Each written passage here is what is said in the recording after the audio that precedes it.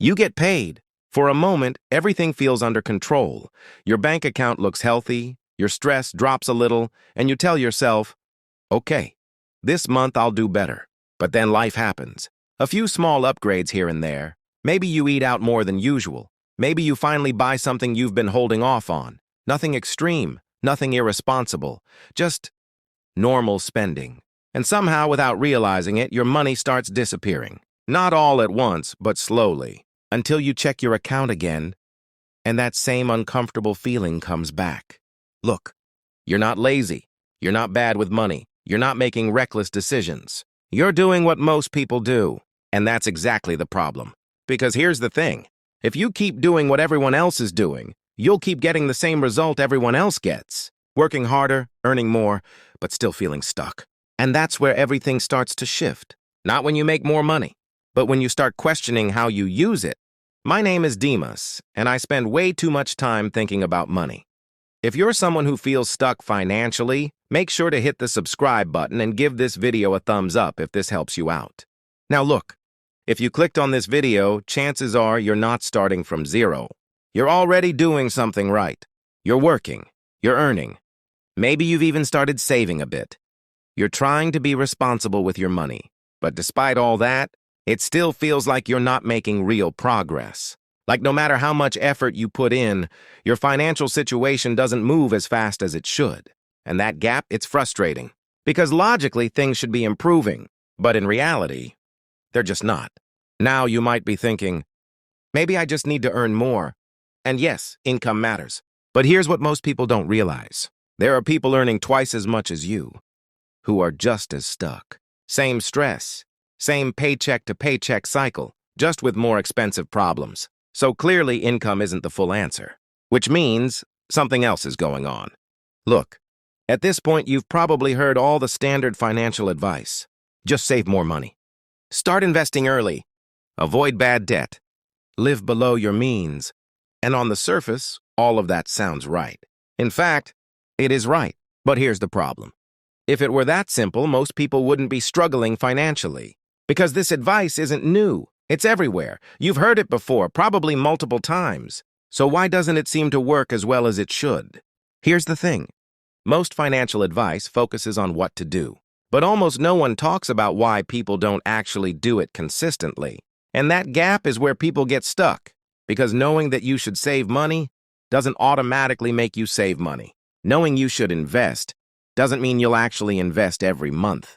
There's something deeper going on. Something behavioral. Something psychological.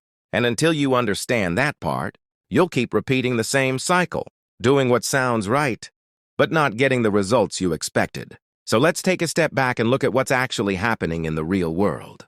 Because here's what most people don't realize. This isn't just your problem. It's happening to almost everyone.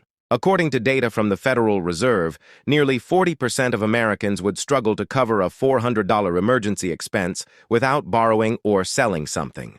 Think about that for a second. $400 isn't a life-changing amount of money, but for a huge portion of people, it's enough to create financial stress. Now you might be thinking, okay, but that's because they don't earn enough. That sounds logical, but here's where it gets interesting. Data from the Bureau of Labor Statistics shows that as income increases, spending tends to increase almost at the same rate.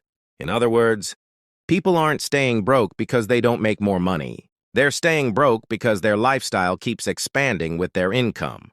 So even when they earn more, nothing really changes. Same habits, same patterns, just bigger numbers. And that's the trap most people don't even realize they're in. So this is where things start to shift. Because once you understand the pattern, you start to see a very clear divide. There are two types of people. The first group, every time their income goes up, their lifestyle follows. They upgrade their apartment, they upgrade their car, they upgrade their daily spending, and it feels justified, because technically they can afford it. But then there's the second group, and they do something that looks almost counterintuitive. When their income increases, they don't immediately upgrade their lifestyle. Instead, they keep things almost the same. Same habits, same level of spending, and they redirect that extra money into investments. Now you might be thinking, what's the point of earning more if you don't enjoy it?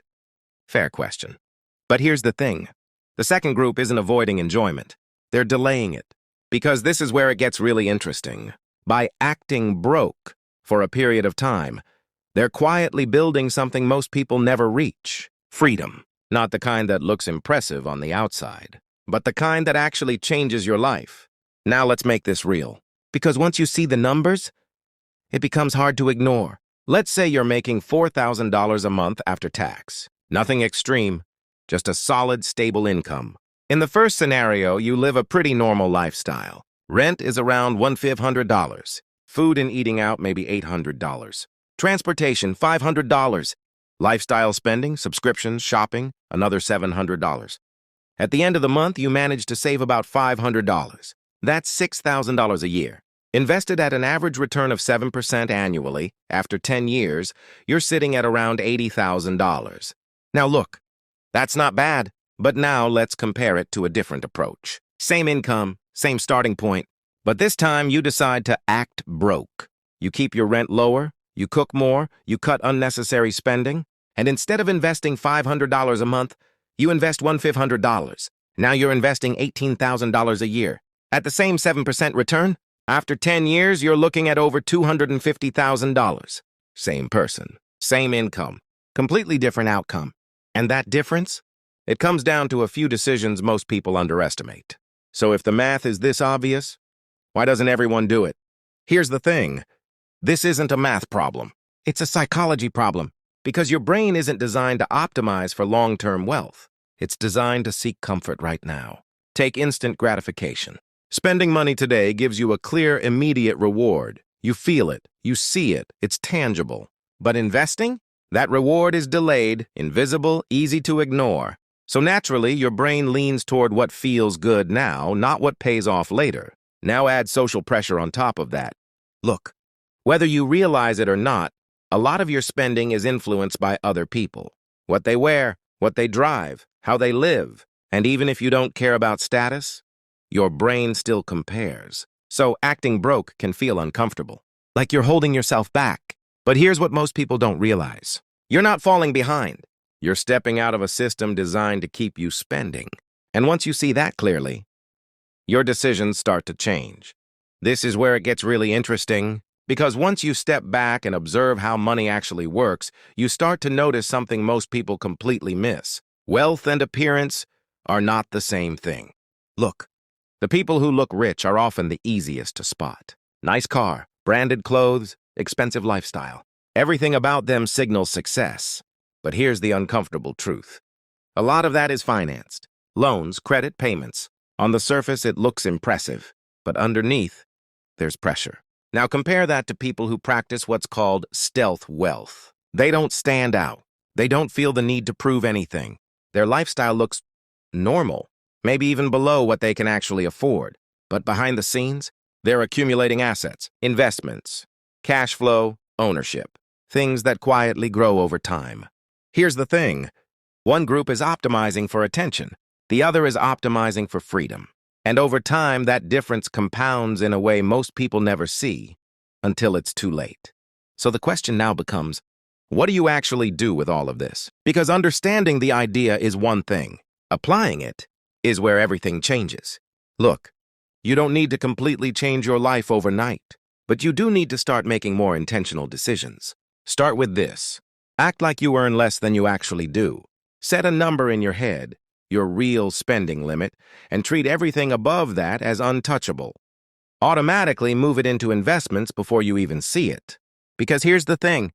If the money sits in your account, you'll find a way to spend it. Next, delay your upgrades. Anytime you earn more, don't reward yourself immediately. Wait, give your money time to build momentum first.